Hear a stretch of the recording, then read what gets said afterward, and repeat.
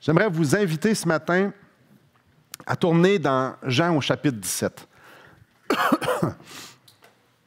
En 1996, au mois d'octobre, il y a deux personnes qui sont venues chez nous, puis ils m'ont mentionné, ils ont ouvert la Bible. Et j'ai été convaincu par l'Esprit Saint que j'étais pécheur, que j'étais séparé de Dieu, que j'étais en train de me noyer dans cet océan de péché et qu'il y avait un gouffre entre moi et Dieu. Ils m'ont partagé que Jésus-Christ était mort sur la croix pour justement faire ce pont-là entre moi et lui, que ma justice ne pouvait pas satisfaire Dieu, mais que Jésus-Christ était venu pour ça. Ah, ce soir-là, j'ai été convaincu par la parole de Dieu. J'ai été convaincu par l'Esprit Saint que la seule façon que je puisse être sauvé, c'était Jésus-Christ. J'ai accepté son sacrifice par la foi, j'ai mis ma confiance en lui. Pour moi, l'enfer ne m'intéressait pas du tout. Je voulais aller au ciel. Le lendemain, c'était tard le soir, le lendemain, wow, moi, j'étais une nouvelle personne. Aïe, aïe. Et là, ça a commencé. Hey, c'était extraordinaire. Je me suis joint à une église solide qui prêchait la parole de Dieu fidèlement. Puis, je voyais les gens autour de moi. Puis, je regardais les gens autour de moi. J'aime analyser les gens. OK, c'est comme ça se vit, cette vie chrétienne-là. Les gens allaient à l'église, les gens avaient soif de l'enseignement, les gens évangélisaient, les gens s'aimaient entre eux d'une façon imparfaite et maladroite, clairement, comme nous autres, parce qu'on est encore des pécheurs. Mais je les regardais et je disais, OK, c'est comme ça. Je les voyais comment élever leurs enfants, je les voyais comment ils géraient leur argent, puis je me disais, OK, c'est parfait. Là, il me disait, Simon, faut que tu lises la Bible. Écoute, quand tu te fais dire par un vieux de la vieille qui a tellement de l'air à saisir la grâce de Dieu qu'il faut que tu lises ta Bible, qu'est-ce que tu fais? Tu lis ta Bible. Hey, on va-tu aux réunions de prière? On ne se pose pas la question. Tout le monde va aux réunions de prière. Mais oui, là, j'écoute les gens prier, puis ils prient des prières incroyables. Là, c'était poétique. Puis, aïe, aïe, hey, ils parlent à Dieu d'une façon que j'aimerais tellement parler à Dieu. Je vais prier comme eux autres. Je vais lire comme eux autres. Je vais aller à l'église comme eux autres. Je vais tout faire. Hey, génial. Pour moi, la vie éternelle, c'était le fait que j'étais racheté puis que je m'en allais directement au ciel. Pour moi, la vie chrétienne, c'était ce que tout le monde avait, ce que moi je voulais avoir, puis ce que je travaillais pour avoir.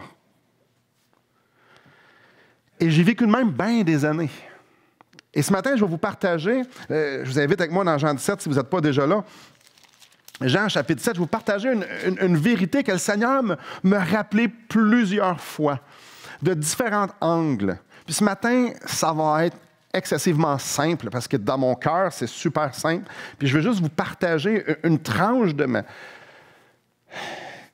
une des places que j'aime me réfugier.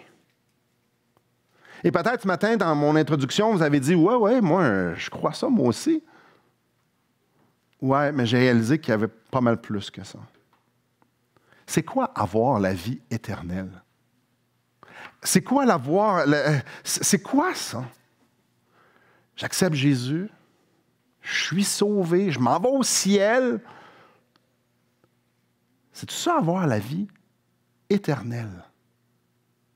Est-ce que la vie éternelle, c'est une destination? Et pendant un bon bout de temps dans ma jeune vie chrétienne, pour moi, la vie éternelle, c'était une destination. Si je meurs, je m'en vais au ciel. J'évangélisais et je disais, si je meurs, je m'en vais au ciel. Une destination. Dans Jean 17, au verset 3, on a la définition de la vie éternelle. Or, la vie éternelle, c'est qu'ils te connaissent, toi, le seul vrai Dieu, et celui que tu as envoyé, Jésus-Christ. Et je me souviens, c'était un des versets que le pasteur dans la première église où je suis allé aimait mentionner. La vie éternelle, c'est qu'ils te connaissent, le seul vrai Dieu. Mais moi, dans ma tête, la vie éternelle, c'est une destination. La vie éternelle, c'est quelque chose que je vais avoir plus tard.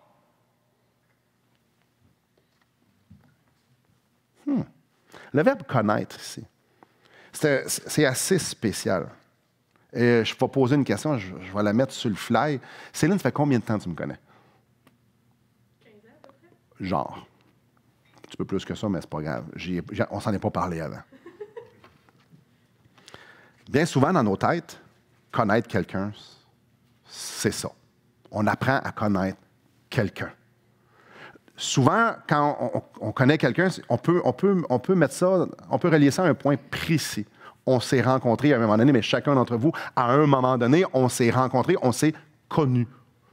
Bien souvent, c'est ça. Puis là, après ça, on a commencé à se connaître, puis à apprendre des choses. Apprenez des choses sur moi, j'apprends des choses sur vous, puis on se connaît. Mais ici, quand on regarde au verset 3, « Or, la vie éternelle, c'est qu'ils te connaissent. » Donc, la vie éternelle, c'est de connaître Jésus-Christ, connaître Dieu et son Fils, celui qui a envoyé Jésus-Christ. Le verbe « connaître » ici ne veut pas dire un point précis dans le temps. C'est intéressant. Le verbe ici, il est au présent actif. Là, je ne vous ferai pas un cours de grec à matin. Mais c'est important. Dans le sens qu'il est le temps de verbe soit présent, ça implique que c'est en train de se produire présentement. Et là, ça, c'est pour moi la première fois que j'ai étudié ce verset-là, puis j'ai vu ça. Souvent, on va lire des versets, on parcourt la parole de Dieu, puis on prend pour acquis des choses. On va connaître, parfait. Puis là, je m'en vais lire juste un peu, je m'en vais l'étudier. Puis, la vie éternelle, c'est en train de se passer. Hein? Le fait que ce soit la voix active, ça implique qu'il y a quelque chose qui est en train de se produire. Donc, à un moment donné dans ma vie, le Seigneur m'a montré que la vie éternelle, ce n'était pas une destination. Bien, moi, j'ai été sous le choc. La vie éternelle n'est pas une destination, c'est quelque chose qui est en train de se produire maintenant. Pour moi, j'ai été flabbergasté. Et là, quand on continue à lire Jean 17, on réalise que la vie éternelle, c'est quelque chose de relationnel aujourd'hui. Venez avec moi au verset 22. Le salut, ce n'est pas exclusivement un laissez-passer, une sortie de prison sans frais, un laissez-passer pour aller au ciel. Et souvent, dans la vie des gens, ça peut être ça. J'ai un laissez-passer pour aller au ciel et je vis la vie chrétienne qui va avec ça, mais c'est un peu flou là-dedans. Non, le salut, c'est quelque chose qui est en train de se passer présentement. La vie éternelle, je suis en train de la vivre présentement. Et au verset 22, ça va nous montrer à quel point c'est relationnel. Je leur ai donné la gloire que tu m'as donnée afin qu'ils soient un comme nous sommes un. Moi en eux et toi en moi, qu'ils soient parfaitement un et que le monde connaisse que tu m'as envoyé et que tu les as aimés comme tu m'as aimé. C'est clair, moi en eux et toi en moi. Donc, la relation que Jésus-Christ avait avec le Père, a avec le Père et aura avec le Père, c'est la même relation qu'il veut avoir avec nous, en fait, qu'il a avec nous. Les gens qui ont la vie éternelle, ce sont les gens qui ont cette relation-là d'unité. C'est ça, la vie éternelle. La vie éternelle, ce n'est pas quand je vais me présenter devant Saint-Pierre en mourant, j'ai la... En passant, c'est pas vrai, là, c'est pas biblique, ça, là, pour ceux qui ne savent pas. C'est pas comme, OK, t'as ta badge. Oui, j'ai la badge du bon chrétien. J'ai fait ma prière, j'ai fait ci, j'ai fait ça, j'ai été à la bonne église, puis j'ai la badge. Ou ben non, je crus vraiment, OK, tu peux rentrer. Ça n'a rien à voir avec ça. Ça n'a rien à voir avec ça. Il y a beaucoup de chrétiens, puis je l'ai pensé longtemps, qu'être chrétien, c'est vivre comme un chrétien. Non. Et ça, c'est une erreur. Vivre comme un chrétien. Donc, les gens vont me regarder moi, puis ils vont essayer de vivre comme moi. Ou comme toi, comme elle, comme lui. Donc, un chrétien, c'est celui qui rentre dans le mode de vie d'un chrétien. Non. Non, c'est pas ça du tout. Le but de Jésus-Christ, ça n'a jamais été juste de nous ouvrir les cieux puis de partir une nouvelle religion où les gens, il faut qu'ils se conforment à ça. Non. Le but de Jésus, comme on voit ici, c'est que Jésus-Christ prend une marche avec nous. La vie chrétienne, avoir la vie éternelle, c'est de marcher avec Jésus-Christ. Un peu comme qu'il a marché avec ses disciples. Comment ça se faisait? Comment Jésus, ceux qui connaissent un peu les évangiles, comment Jésus était avec ses disciples? Voici la règle, vous vous conformez à ça. Pas full, non. Non. Mon père est comme ci, mon père est comme ça. C'est comme si c'est ce qui arrive, ça c'est bien, ça c'est mal. Jésus était comment avec ses disciples? Parfois, il les enseignait. Parfois, il se reposait avec ses disciples. Vous êtes-vous déjà reposé avec Jésus? Parce que Jésus, lui, se reposait avec ses disciples. Aïe, aïe. Jésus, des fois, il prenait comme des petites vacances avec ses disciples. Il allait prier avec ses disciples. La marche de la vie chrétienne, c'est d'être son disciple, c'est de le suivre, puis de marcher avec lui et d'apprendre à le connaître. Et non, pas juste d'une façon théologique et d'une façon biblique, c'est d'apprendre à le connaître qui est lui, qui passe par la Bible et la théologie. Mais parfois, Jésus disait, vous allez vous partir, vous éloignez de moi un peu, je vais vous laisser aller évangéliser là-bas. Puis souvent, les disciples faisaient ça tout croche.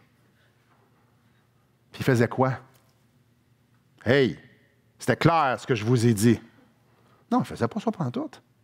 Il dit, ben, attends, mon grand, je vais te montrer comment ça marche. Hey, vous ne l'avez pas pantoute. Même quand il disait, hey, on peut-tu être à côté de toi au ciel? Il disait, hey, tu ne sais pas ce que tu demandes, toi, là. Il y avait une relation, et c'est cette même relation-là qu'on peut voir dans Jean 17. Main dans la main avec Jésus-Christ. Et ça, cette relation-là, continue au ciel. Clairement, le ciel est impliqué là-dedans, mais la vie éternelle commence aujourd'hui. Donc, ce n'est pas une destination, c'est réellement une marche. Comme j'ai dit, il y a plusieurs chrétiens qui pensent qu'on doit juste se conformer à la vie chrétienne, de faire ce qu'il y a à être fait, de dire, ben oui, je suis pardonné, puis j'ai une espérance, puis Dieu m'aime. Et tout ça, c'est tout vrai, mais il y a infiniment plus que ça. Puis comme je vous dis, moi, ça a pris quelques années avant de comprendre qu'il y avait plus qu'aller à l'Église, plus que de prier, plus que de lire la Bible, plus. Il y avait plus que ça. Il y avait une volonté de Dieu, un Dieu passionné qui voulait marcher avec moi et non pas moi me conformer à lui. Puis je ne suis pas en train de dire que la Bible, c'est pas important. Au contraire, vous m'avez entendu dire, c'est infiniment important. Mais il y a une question de relation ici. Aller à l'Église, pourquoi qu'on va à l'Église? Parce qu'un chrétien, ça va à l'Église? Mauvaise réponse. Parce que c'est ça qu'il faut faire? Mauvaise réponse. Pourquoi qu'on donne? Ben, parce qu'il faut donner? Non. Tout ça, là, ça fait partie d'une marche avec le Seigneur Jésus-Christ. Pourquoi qu'on chante? Pourquoi on aime? Jésus-Christ marche avec nous et il nous indique les endroits où ce qu'il aimerait qu'on soit. Pendant longtemps, j'ai lutté énormément, et encore, je vais vous dire franchement, ça arrive encore, en fait pas mal, avec l'idée qu'il faut que je me force à me conformer à un haut niveau, un haut standard chrétien. Puis je me force. Puis là, il y a des idoles qui se présentent à nous pour qu'on a dans notre cœur. Puis là, on lutte contre les idoles. Hey, on lutte contre les idoles dans nos cœurs, peu importe comment les vôtres s'appellent. Et j'ai essayé de plus évangéliser, j'ai essayé de plus être libre, de prier plus, d'aimer plus. J'ai essayé d'être un meilleur mari, j'ai essayé d'être un meilleur père, j'ai essayé d'être un meilleur pasteur. J'ai-tu essayé de me conformer de mieux en mieux à être un bon chrétien? Je ne voudrais pas lever la main, mais combien d'entre nous essayons d'être à la hauteur? Aïe, aïe, ça arrive encore bien trop souvent. Si vous êtes comme moi, tous ceux qui essayent d'être mieux, on vit-tu dans la victoire ou dans la défaite?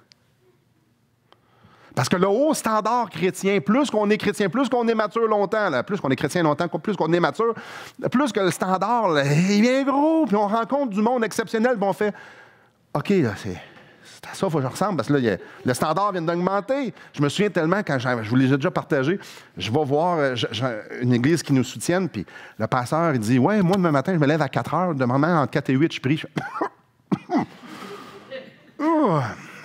Moi, je me lève à 6 ou à 5, mais 4. Hey, c'est la nuit. Quand il y a un 4 sur ton cadran, c'est parce que tu fais de l'insomnie. Là. Non, non, non, non, non. Puis là, c'est comme, hey, je me flagelle, il faut que je fasse ça. Parce que là, moi, à 5, là, je trouvais que j'étais correct. Hey, ça allait bien, mon affaire. Non, là, c'est 4 heures.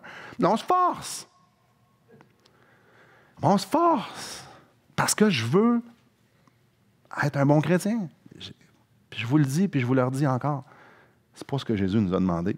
Et ce n'est pas la vie chrétienne. Ce n'est pas ça. Et la vie éternelle, ce n'est pas ça.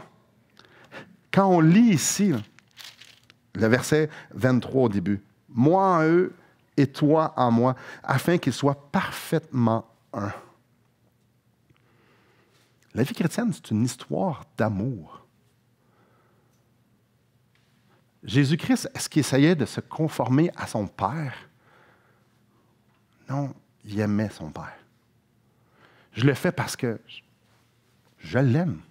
Pas parce qu'il y a une règle à suivre. Non, je veux l'honorer, je le fais, je marche avec lui. Il se retirait juste 40 jours, lui, pour jeûner 40 jours. Parce que je veux me rapprocher de papa. C'était pas parce que Dieu lui avait demandé, c'était parce que c'était ça qu'il voulait. Ça n'a rien à voir avec l'observation de la loi, ça n'a rien à voir avec l'observation de standards.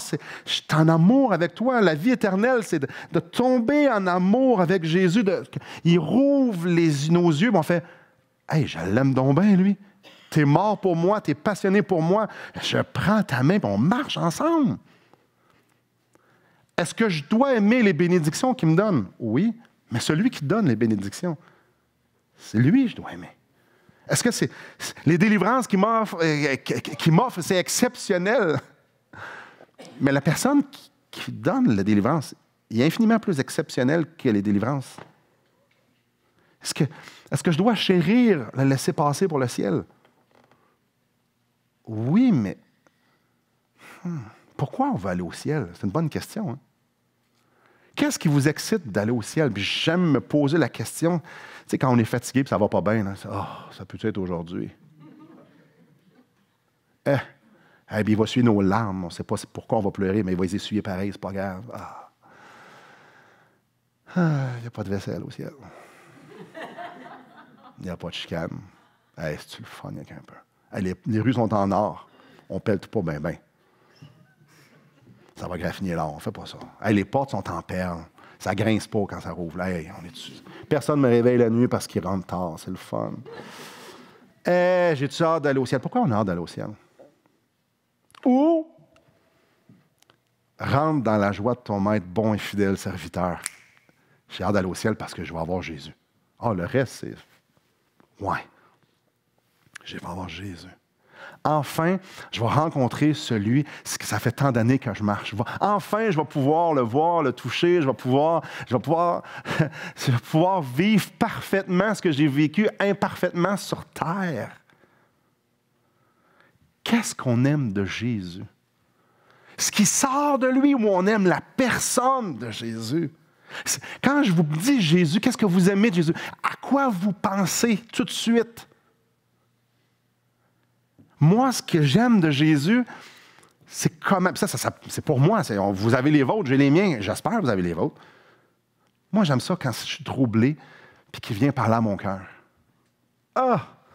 La façon qu'il vient parler à mon cœur, la façon avec une tendresse, la majeure partie du temps, c'est jamais dur. C'est tout le temps doux.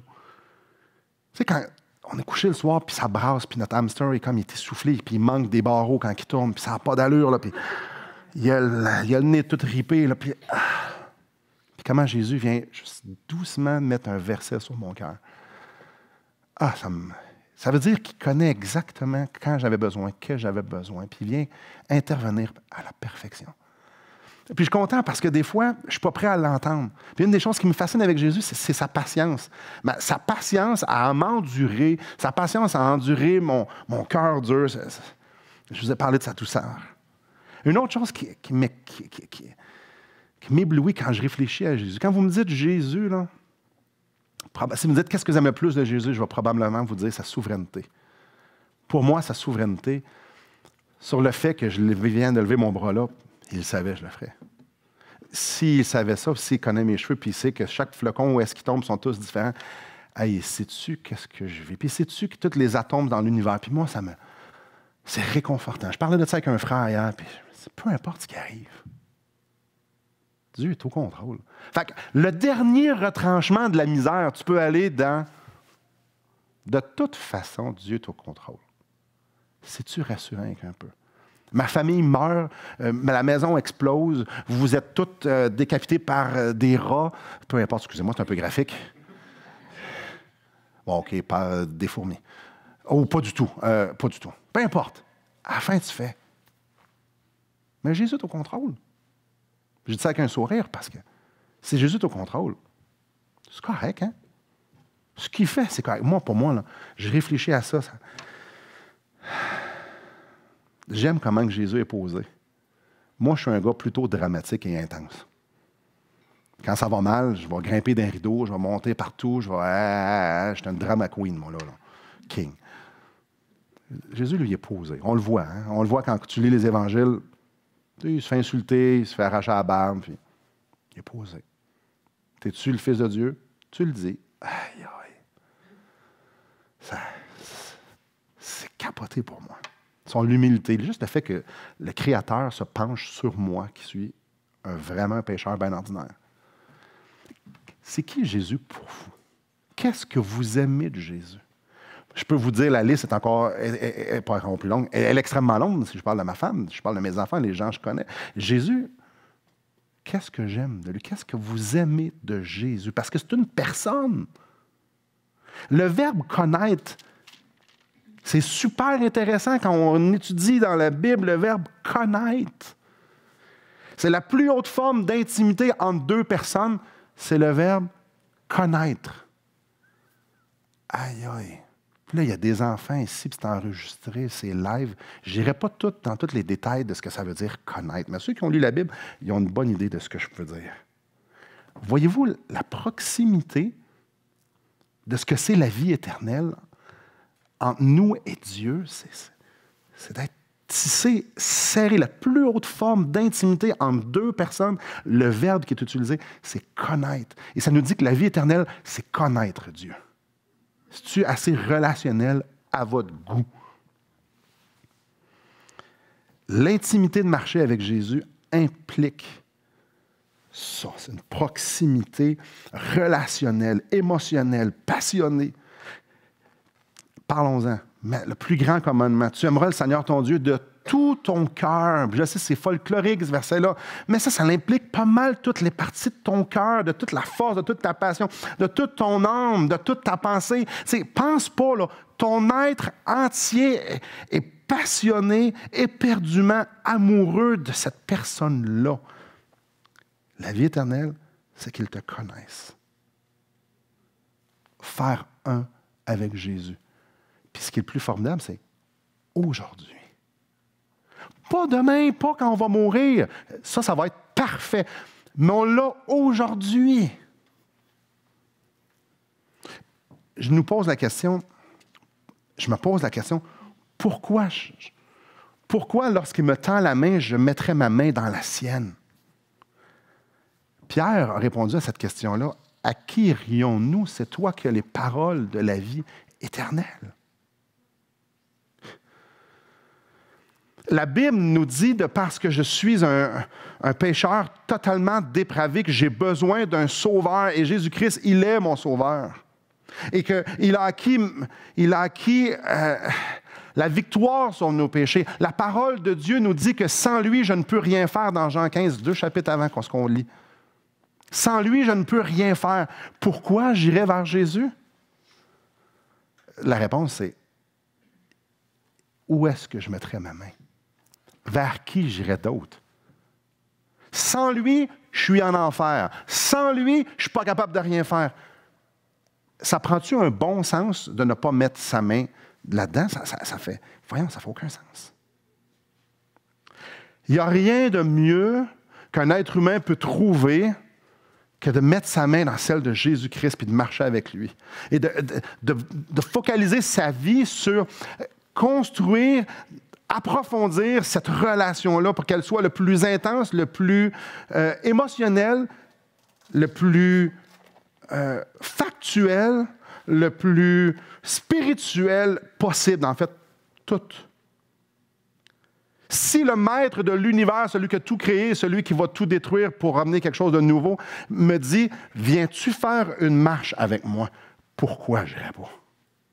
Pourquoi qu'aujourd'hui, je ne laisserai pas l'idée de contrôler ma vie, plutôt juste aller le suivre, lui? Pourquoi je n'abandonnerai pas l'idée d'un divertissement ultra passager ou des voies qui sont sinueuses plutôt que d'aller à lui? Y a-t-il quelque chose de brillant, d'intelligent, de raisonnable, de logique, ce que vous voulez, que de ne pas dépenser sa vie passionnément pour Jésus-Christ?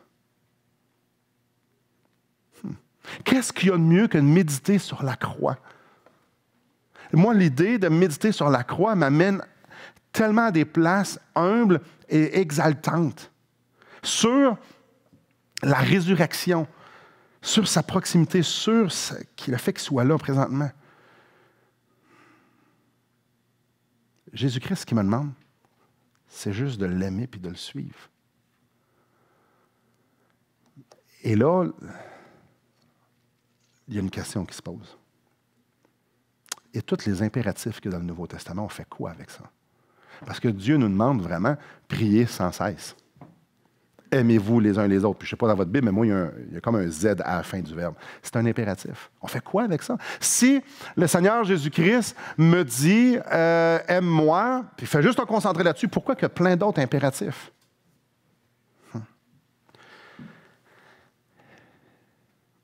Ce que je fais avec mes enfants, souvent quand on voyage, puis on voyage beaucoup, c'est qu'on va prendre un atlas. On a encore un atlas. Puis je dis, ben regarde, là, on est ici. Puis on va s'en aller là. Puis on va coucher là. Puis on risque de manger là. Puis on s'en va là. Puis on va faire ça comme ça. Ça va être long, papa? Oui, ça, c'est 3 jours. Non, ça va être long. Puis on va coucher où? Ça va faire 11 heures de route la première journée. C'est-tu dur, ça, papa? Là, ils me le demandent pas, ils savent comment c'est 11 heures. Hein. Il me dit, oui, je leur dis exactement. Puis, ben, embarquez-vous dans le camion? Ah oui, on embarque dans le camion. Les impératifs, c'est un peu ça. Les impératifs dans la parole de Dieu, dans le Nouveau Testament, c'est de dire, on s'en va dans cette direction-là. Dans cette direction-là, il va y avoir de la sainteté.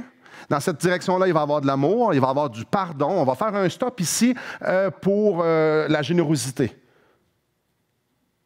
Mais mes enfants conduisent jamais. Pas encore. On va garder ça de même le plus longtemps possible. Mes enfants se rendent toujours à destination, puis on passe dans tous les stops que je leur ai dit. Les impératifs, c'est juste de dire, on s'en va par là. Je vais t'emmener sur le chemin où est-ce que moi je marche. Tranquillement, pas vite, à ton rythme. Je veux que notre relation s'intensifie. Donc, on s'en va vers un temps de prière, vers une vie plus consacrée à la prière, vers plus les gens. Dieu est en train de nous diriger où est-ce qu'on va. Tout ce que j'ai besoin de faire, c'est d'embarquer dans le camion, lui tenir la main. Et la vie qu'il veut me donner, il va la produire en moi parce que celui qui demeure en lui porte beaucoup de fruits. C'est encore dans Jean 15, ça. Les impératifs, Jésus-Christ fait juste nous pointer où ce qui s'en va. Il ne nous dit pas, « Hey, produis-le! On va s'impliquer à l'Église. » Il n'est pas en train de dire, « Conforme-toi à tous les autres chrétiens. » Non, c'est pas ça que tu es en train de nous dire. Tu es en train de nous dire, « Je vais le produire ça en toi. Viens, je vais le produire. » Est-ce que c'est une obligation? Pas du tout. Pas du tout. C'est pas une obligation. À un moment donné, Annabelle, on était chez Winners. Et boy, je vous dis ça, vous allez voir, je vais descendre dans votre estime. Élise me dit, Simon, peux-tu t'occuper d'Annabelle? Elle a genre 4-5 ans. Puis moi, je suis pas mal plus grand que les racks de linge. Je dis, Annabelle, la responsabilité chez nous, c'est toujours la même. Occupe-toi que moi, je te vois, que toi, tu me vois. Puis pas mal où tu regardes dans le magasin, tu vas toujours me voir. Puis tant que tu vas me voir, tu es correct. Et c'est un peu ça avec Jésus-Christ. Jésus-Christ dit, suis-moi, regarde-moi, puis tout va être correct. À un moment donné, Annabelle a décidé de se cacher en dessous des manteaux. Puis elle a dit, hey, c'est le fun, je vois plus mon père. Elle a dit, hey, je vais commencer à courir dans le magasin. Jusqu'à un moment donné, on a dit, oui, Simon Ouellet t'a demandé à la caisse. C'est fou, hein? Elle a décidé pour un instant de désobéir.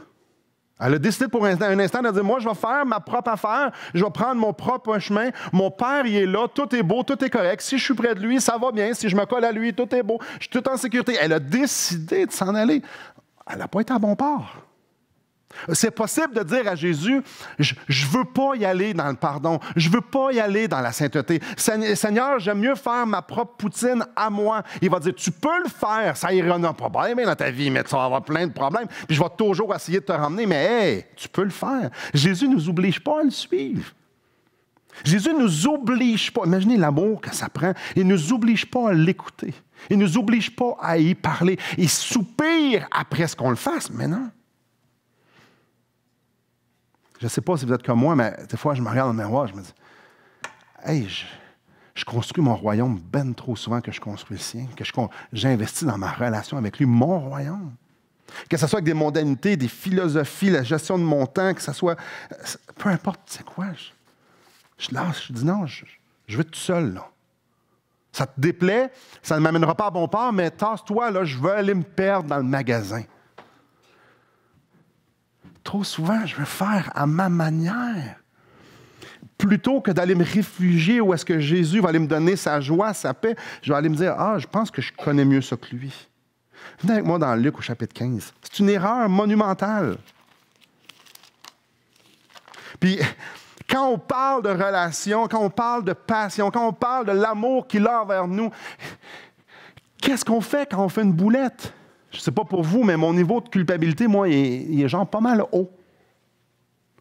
Et j'aime me rappeler des genres de passages émotionnellement chargés de passion, du sens qu'il veut m'avoir près de lui. Puis là, il vient, quand je vous parle des passages qui me rappellent à mon âme, qui me fait du bien, ce n'est un, Luc chapitre 15, verset 4. Lequel d'entre vous, s'il a 100 brebis, qu'il y en a une qui se perde, ne laisse pas les 99 autres dans le désert pour aller à la recherche de celle qui est perdue jusqu'à ce qu'il la trouve. Lorsqu'il l'a trouvée, il la met avec joie sur ses épaules. Avez-vous vu le mot joie, vous? Il est perdu. La brebis, elle a décidé de partir sur une route, de laisser le troupeau. Lui, avec joie, il va la chercher, puis il la met sur son épaule. Et de retour à la maison, il appelle ses amis et ses voisins, leur dit, « Réjouissez-vous avec moi, car j'ai trouvé ma brebis qui était perdue. » Je vais le relire, le verset 5. « Lorsqu'il l'a trouvée, il la met avec joie sur ses épaules. » La passion, si ce matin, vous pouvez juste partir avec ça. Si ce matin, ça peut juste faire une impression sur chacun de nos cœurs, de nos âmes, la passion que Jésus-Christ a pour vous, pour moi, de marcher avec nous aujourd'hui. Dieu ne nous demande pas de l'impressionner. Qui ne nous demande pas de l'impressionner.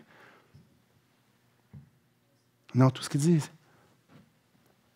viens mettre ta petite main dans ma grande main.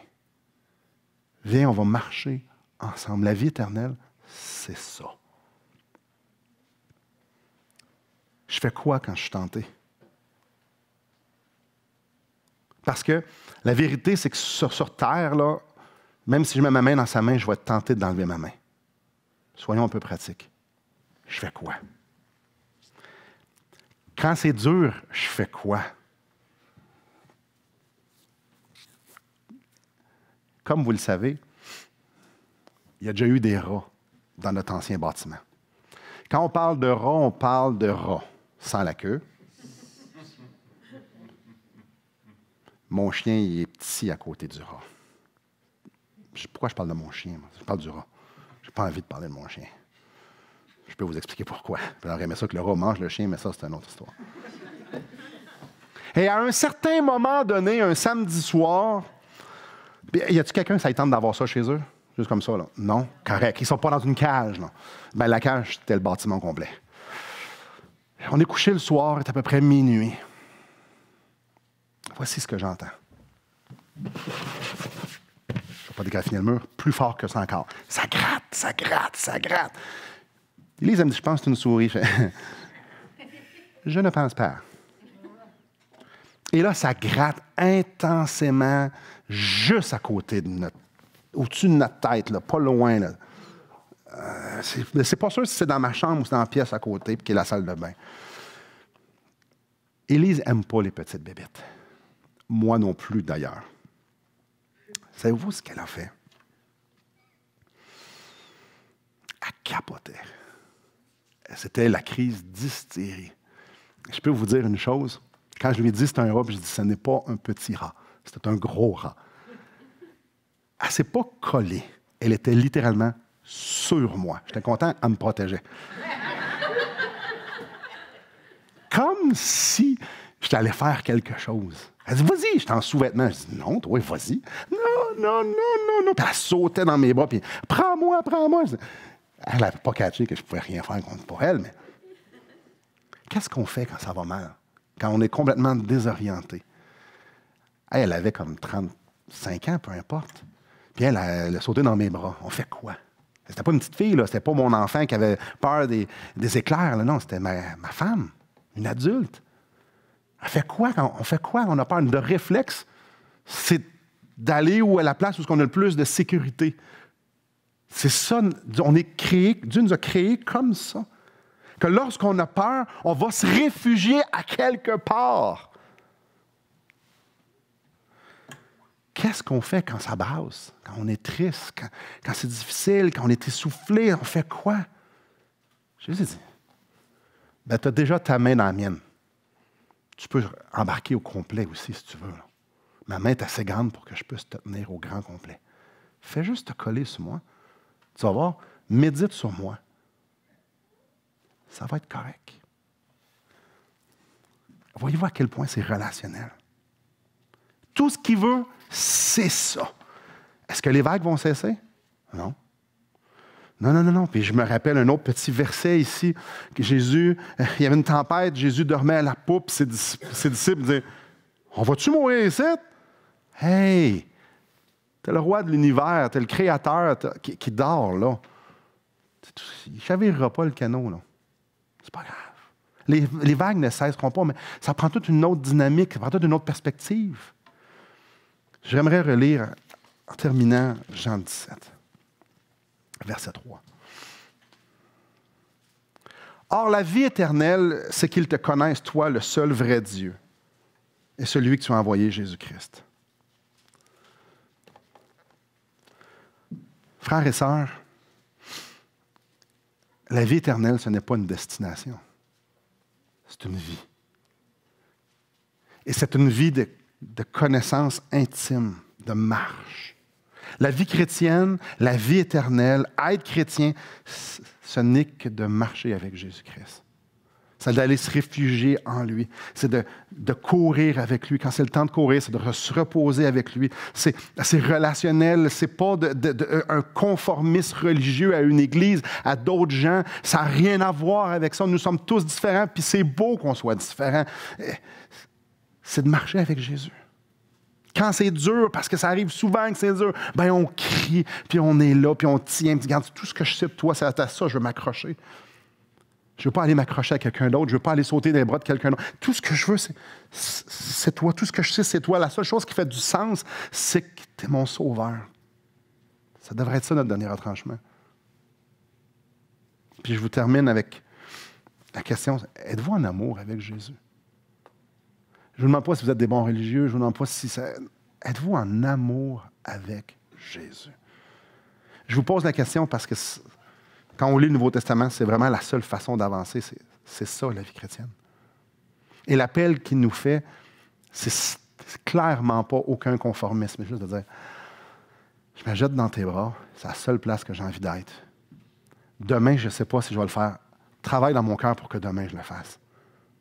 Puis je ne sais pas si je vais le faire après. Travaille dans mon cœur et je le fasse. Par-dessus tout ce que Dieu nous demande, c'est viens. Prions. Seigneur, parfois, c'est dans la simplicité que les choses les plus profondes et les plus extraordinaires sont dites. Et Père, c'est clairement, je ne peux pas faire justice en expliquant tout l'amour et toute ta volonté qu'on soit avec toi. Je suis inapte à le faire. Mes mots ne sont pas suffisants. Le dictionnaire n'est pas assez suffisant. Il n'y a pas un homme qui peut mettre une illustration, qui peut dire avec des mots à quel point tu nous aimes.